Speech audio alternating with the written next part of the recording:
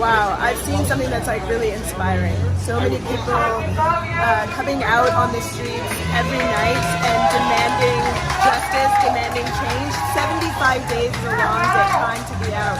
And I've also seen things that make me really disgusted.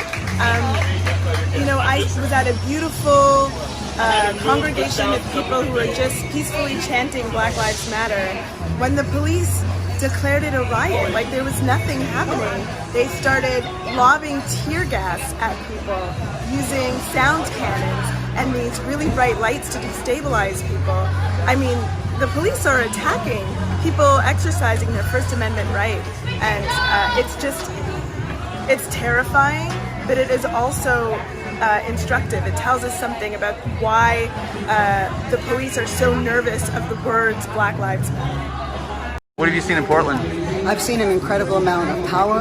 I have seen people really rise up. And the politicians and leadership of the city have failed them. I've seen Portland in the day, and then I've seen Portland transform into a war zone in the night. And at a time when people need a kind of bailing out, people who are currently bailing out billionaires. At a time when people who have been investing in safety and security into the system for years are afraid because they're facing evictions, because they're hungry, because they don't know how they're going to get help for their children or where their children are supposed to go to school. This city and this state and this country is pouring money into its police, into its law enforcement. Every time that I see tear gas canisters shot at people, every time that I see riot gear, drones, I see overtime.